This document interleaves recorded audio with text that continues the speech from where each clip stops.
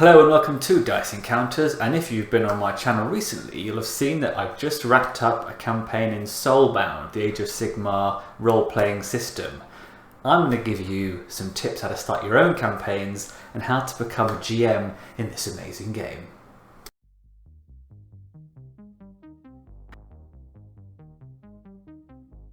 So yes, welcome. We are today talking about how to GM the game Soulbound, the Age of Sigmar role-playing game. And my first tip is to do what I did, and you can see that I've done it if you see my YouTube videos, is to start with a published campaign. Now you can go and you can start in Shadows in the Mist, which is what I did. There's 6 episodes. You can either run one of them as a one-shot, or you can go all 6. They all connect together really nicely. Or you can use one of the one-shots such as Crash and Burn, which I also did. You could check that out on my YouTube. But if you want to get even more beginner friendly, you can start with the beginner box, which has an adventure which slowly builds in all the different rules and mechanics for you to learn with your group along the way. So why do I suggest to run a published adventure? Well, first of all, they're really good. They're really well written. They take into account a lot of the GM's thoughts, and they give you a bit more space to improvise if you really want to. But also, if your players aren't necessarily familiar with Age of Sigmar, these are a great jumping in point for the setting and the lore. It keeps it focused on one city that the players can really get to know, and even if they don't know about what's going on in the Chaos Realms and Azir and all that sort of stuff. So my second tip for GMing Soulbound is about the setting itself, the Age of Sigmar setting, the Mortal Realms. Try to push your players into experiencing Age of Sigmar and what it's really about, instead of falling back into more typical fantasy traits. There's some really cool stuff in Age of Sigmar, like the dwarves are not just your standard fantasy D&D dwarves. They are in the sky, flying airships, and have big suits of metal, and they have guns and stuff. The elves, for example, there's 3 different types of elf. One of them are underwater, one of them is the typical high elf, but they have massive hammers and they worship the mountains, and the other ones are the bloodthirsty Canaanites. So there's a lot for the players to delve into that's different to what they might have already experienced, and I would really encourage them to sort of look into those, read the books, read sort of the chapters that tell them about the setting and the factions, and we'll talk about that in our player video. But for now, as a GM, I would really push them towards those more interesting factions, not just running just humans. With my third tip for DMing Soulbound, we're getting into the nitty-gritty of running the game, but it's always worth keeping in mind that the power level of this system is probably what you would say level 5 is in D&D. So keep that in mind when starting the game. The players might suddenly start killing swarms left, right and centre, but that's actually intentional. Try and make the players feel really powerful by throwing swarms of enemies at them and then using up their resources slowly before the big actual warrior or sort of a rival character comes in and actually makes them work for it. Again, on the topic of combat, they might say that the toughness, they might treat the toughness like it's hit points, and say that the recovery of hit points is too easy because you can just take a breather and that will recover all of your toughness in 5 minutes. Try to explain to them that toughness is like getting beaten up. If you get beaten up to a pulp, but you don't have any wounds, that's you losing all your toughness. When you start to lose wounds, that is when blood is being shed, bones are being broken, and that's the thing that takes time to recover. So as long as they're catching their breath, reducing their toughness, and then getting it back up again, they're actually in pretty good shape. So my fourth tip, another combat-centric tip for you, zones. Now zones are great, but they're also potentially a can of worms.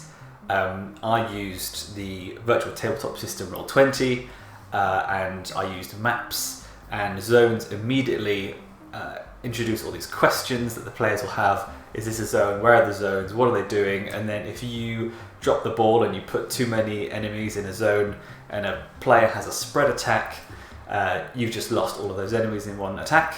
Whereas if it's more theatre of the mind, the game is expecting you to say, okay, that bridge is a zone, that river is a zone, this bit is a zone, these benches are a zone, and it's gonna feel more natural than it is looking at a map. So be wary when you're using zones. Try and make sure that you think about where you're placing enemies.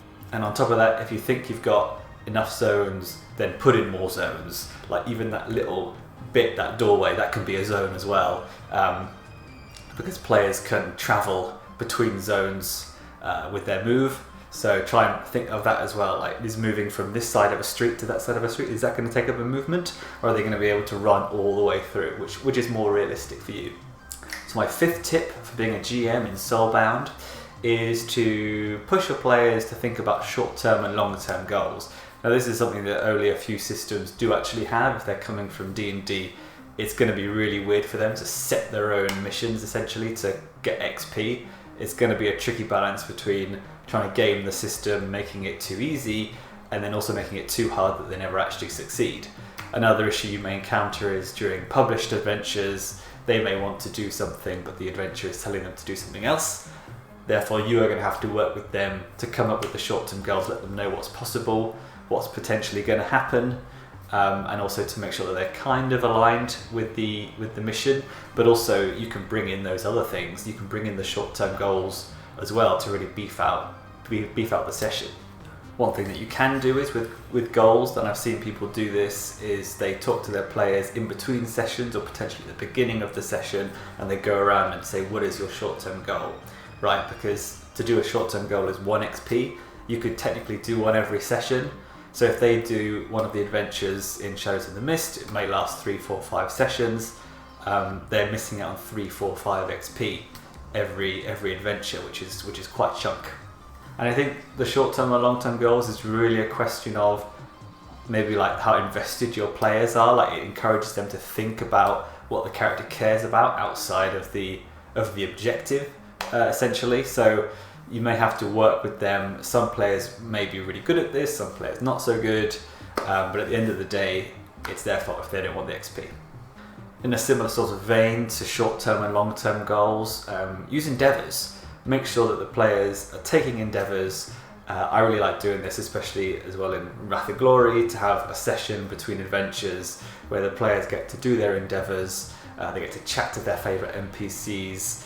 You can have a bit of an improv style session where you don't have to prep anything, you can just ask what the players want to do, and then you can kind of role play it, and they always seem to be like a real fun time. So I'd recommend picking up some endeavours and really fleshing out the characters in that way as well. And my final tip for running Soulbound is, it's kind of a system agnostic tip really. You can do this in most systems that you use, but I would recommend discussing with the players the theme of the adventure or the theme of the campaign, the theme of the setting.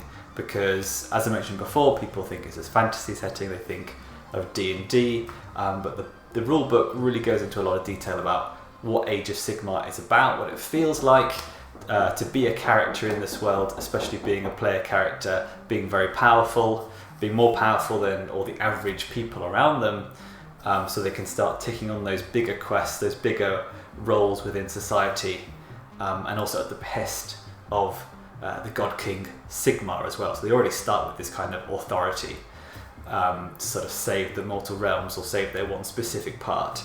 And if you do delve into the Champions of Death and the Champions of Destruction as well, this can change how you run the game completely.